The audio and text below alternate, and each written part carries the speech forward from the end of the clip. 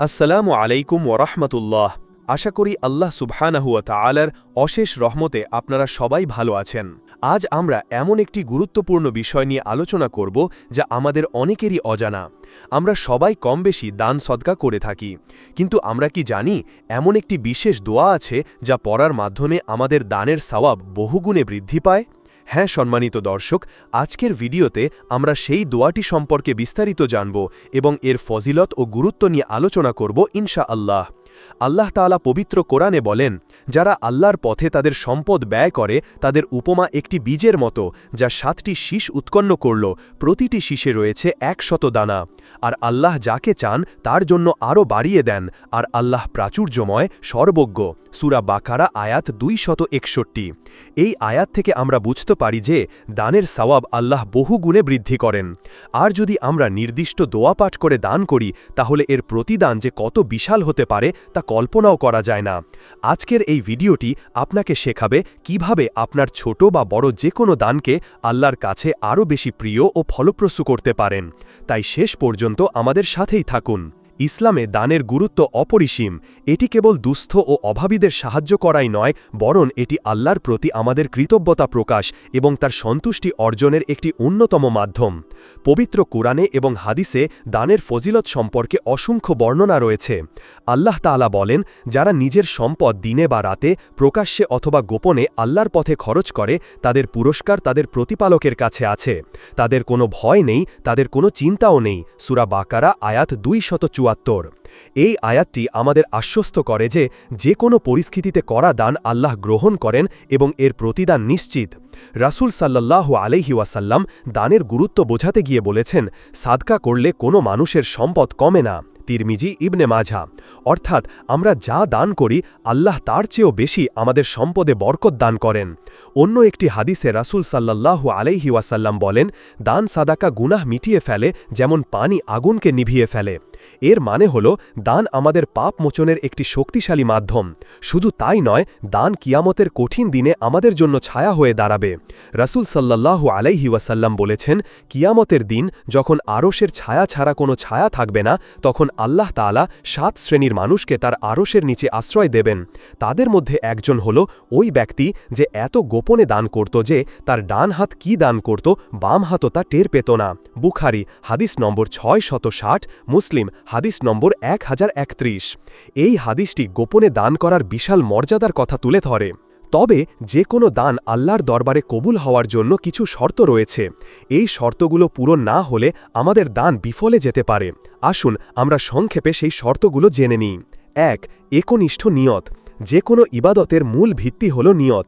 দান করতে হবে শুধুমাত্র আল্লাহ তাআলার সন্তুষ্টি লাভের জন্য। লোক দেখানো বা মানুষের প্রশংসা পাওয়ার উদ্দেশ্যে দান করলে তা কবুল হবে না। রাসূল সাল্লাল্লাহু আলাইহি ওয়াসাল্লাম বলেন, নিশ্চয়ই আমলের প্রতিদান নিয়তের উপর নির্ভরশীল। বুখারী হাদিস নম্বর 1। 2. হালাল সম্পদ। দান অবশ্যই হালাল বা বৈধ উপার্জন থেকে করতে হবে। আল্লাহ তাআলা পবিত্র এবং তিনি পবিত্র জিনিস ছাড়া গ্রহণ করেন না। হারাম সম্পদ থেকে কোটি টাকা দান করলেও তার কোনো সওয়াব পাওয়া যাবে না। 3. উত্তম জিনিস দান করা। নিজের প্রিয় ও উত্তম জিনিস দান করা উচিত। আল্লাহ তাআলা বলেন, তোমরা কখনোই কল্যাণ লাভ করবে না যতক্ষণ না তোমরা তোমাদের প্রিয় বস্তু থেকে দান করবে। সূরা আলে ইমরান আয়াত 92। 4. খোটা না দেওয়া। দান করার পর খোটা দেওয়া বা যাকে দান করা হয়েছে তাকে কষ্ট দেওয়া একটি বড় গুনাহ। এর ফলে দানের সওয়াব নষ্ট হয়ে যায়। আল্লাহ বলেন, হে ঈমানদারগণ, তোমরা খোটা ও কষ্ট দিয়ে তোমাদের দান বিনষ্ট করো না। সূরা বাকারা আয়াত 264। 5. গোপনে দান করা। প্রকাশ্যে দান করার চেয়ে গোপনে দান করা উত্তম। এতে রিয়া বা লোক দেখানোর সম্ভাবনা কম থাকে এবং ইখলাস বজায় থাকে। আল্লাহ বলেন, তোমরা যদি প্রকাশ্যে দান করো তবে তা ভালো, আর যদি গোপনে দান করো এবং অভাবগ্রস্তকে দাও তা তোমাদের জন্য আরও ভালো। সূরা বাকারা আয়াত 271। 6. নিকটাত্মীয়দের অগ্রাধিকার দেওয়া। দানের ক্ষেত্রে নিকটাত্মীয় এবং প্রতিবেশীদের অগ্রাধিকার দেওয়া উচিত। এতে দ্বিগুণ সওয়াব পাওয়া যায়। 1. দানের সওয়াব এবং 2. আত্মীয়তার সম্পর্ক রক্ষার সওয়াব। এই শর্তগুলো মেনে দান করলে আমাদের দান আল্লাহর কাছে কবুল হওয়ার সম্ভাবনা অনেক বেড়ে যায়। এতক্ষণ আমরা দানের গুরুত্ব, ফজিলত এবং শর্তাবলী নিয়ে আলোচনা করলাম। এখন আমরা সেই বিশেষ দোয়াটি সম্পর্কে জানব, যা পাঠ করলে দানের সওয়াব বহুগুণে বৃদ্ধি পায়। যখন কোনো ব্যক্তি আমাদের কোনো উপকার করে, আমাদের খাওয়ায় বা কোনো কিছু দান করে, তখন তার জন্য দোয়া করা রাসূল সাল্লাল্লাহু আলাইহি ওয়াসাল্লামের সুন্নত। ঠিক তেমনি আমরা যখন কাউকে দান করি, তখন সেই দান গ্রহণকারীর পক্ষ থেকে দানকারীর জন্য দোয়া করা উচিত। আর রাসূল সাল্লাল্লাহু আলাইহি ওয়াসাল্লাম আমাদের শিখিয়েছেন কিভাবে সেই দোয়া করতে হয়। হযরত আব্দুল্লাহ ইবনে বুশরা রাদিয়াল্লাহু আনহু থেকে বর্ণিত, রাসূলুল্লাহ সাল্লাল্লাহু আলাইহি ওয়াসাল্লাম একবার তার বাবার কাছে এলেন।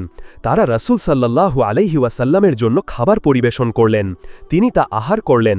এরপর পানীয় আনা হলে তিনি তা পান করলেন এবং তার ডান পাশের ব্যক্তিকে দিলেন। যাওয়ার সময় তার বাবা রাসূল সাল্লাল্লাহু আলাইহি ওয়াসাল্লামের সওয়ারির লাগাম ধরে বললেন, আমাদের জন্য দোয়া করুন। তখন রাসূল সাল্লাল্লাহু আলাইহি ওয়াসাল্লাম এই দোয়াটি করলেন, আল্লাহুম্মা বারিক লাহুম ফীমা রাযাকতাহুম ওয়াগফির লাহুম ওয়ারহামহুম, যার অর্থ, হে আল্লাহ, তাদের যে রিজিক দিয়েছ তাতে বরকত দান করো, তাদেরকে ক্ষমা করো এবং তাদের প্রতি দয়া করো। তিরমিজি। এই দোয়াটি মূলত দান গ্রহণকারী দানকারীর জন্য পড়বে, কিন্তু এর মধ্যে আমাদের জন্য একটি শিক্ষা রয়েছে। আমরা যখন দান করি তখন মনে মনে এই নিয়ত করতে পারি যে, হে আল্লাহ, আমার এই দান কবুল করুন, এর বিনিময়ে আমাকে এবং আমার পরিবারকে বরকত, ক্ষমা ও রহমত দান করুন। এবং আমরা দান গ্রহণকারীকে শিখিয়ে দিতে পারি সে যেন আমাদের জন্য এই দোয়াটি করে। চিন্তা করে দেখুন, যখন একজন অভাবী মানুষ, যার দোয়া আল্লাহর কাছে কবুল হওয়ার সম্ভাবনা অনেক বেশি, সে যখন আপনার জন্য এই ভাষায় দোয়া করবে, বরকতের দোয়া, ক্ষমার দোয়া এবং রহমতের দোয়া, তখন আল্লাহ তাআলা কি তার দোয়া ফিরিয়ে দেবেন? কখনোই না। এই দোয়ার প্রতিটি অংশ অত্যন্ত তাৎপর্যপূর্ণ। আল্লাহুম্মা বারিক লাহুম ফীমা রাযাকতাহুম, অর্থাৎ, হে আল্লাহ, তাদের যে রিজিক দিয়েছ তাতে বরকত দান করো। যখন আমরা দান করি তখন বাহ্যিকভাবে আমাদের সম্পদ কমে যায়, কিন্তু এই দোয়ার মাধ্যমে আমরা আল্লাহর কাছে সেই সম্পদে এবং আমাদের জীবনে বরকত প্রার্থনা করছি। আর আল্লাহর বরকত যখন নাজিল হয় তখন অল্প সম্পদও অনেক বেশি হয়ে যায়। ওয়াগফির লাহুম, অর্থাৎ এবং তাদেরকে ক্ষমা করো। আমরা সবাই গুনাহগার, আমাদের গুনাহ মাফের জন্য আমরা সর্বদা আল্লাহর মুখোপেক্ষী। দানের মাধ্যমে গুনাহ মাফ হয়, আর তার সাথে যদি এমন একটি আন্তরিক দোয়া যুক্ত হয় তাহলে তা আমাদের ক্ষমার পথকে আরও প্রশস্ত করে। ওয়ারহামহুম, অর্থাৎ এবং তাদের প্রতি দয়া করো। আল্লাহর রহমত বা দয়া ছাড়া আমরা এক মুহূর্তও চলতে পারি না। দুনিয়া ও আখেরাতের সকল কল্যাণ আল্লাহর রহমতের ওপর নির্ভরশীল।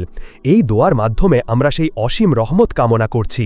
সুতরাং আমরা যখন কাউকে দান করব তখন তাকে এই ছোট কিন্তু অত্যন্ত শক্তিশালী দোয়াটি শিখিয়ে দিতে পারি। এতে করে সে আমাদের জন্য দোয়া করবে এবং এর বিনিময়ে আল্লাহ আমাদের দানের সওয়াবকে বহুগুণে বৃদ্ধি করে দেবেন এবং আমাদের জীবনে বরকত, ক্ষমা ও রহমত নাজিল করবেন ইনশাআল্লাহ। এই দোয়াটি ছাড়াও আরও কিছু আমল ও দোয়া রয়েছে যা আমাদের নেক আমলের সওয়াব বৃদ্ধি করতে পারে। ১. দানের পর শুকরিয়া আদায় করা। দান করতে পারাটাও আল্লাহর একটি বড় নিয়ামত। সবার এই তাওফিক হয় না, তাই দান করার পর আল্লাহর কাছে শুকরিয়া আদায় করা উচিত যে তিনি আমাদের দেয়ার মতো সামর্থ্য দিয়েছেন এবং দান করার মানসিকতা দিয়েছেন। ২. গোপনে দানকারীর জন্য ফেরেশতাদের দোয়া। রাসূল সাল্লাল্লাহু আলাইহি ওয়াসাল্লাম বলেছেন, প্রতিদিন সকালে দুজন ফেরেশতা অবতরণ করেন।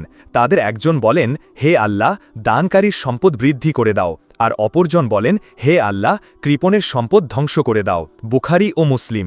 যখন আমরা একনিষ্ঠভাবে আল্লাহর জন্য দান করি তখন আমরা ফেরেশতাদের এই দোয়ার অন্তর্ভুক্ত হয়ে যাই। ৩.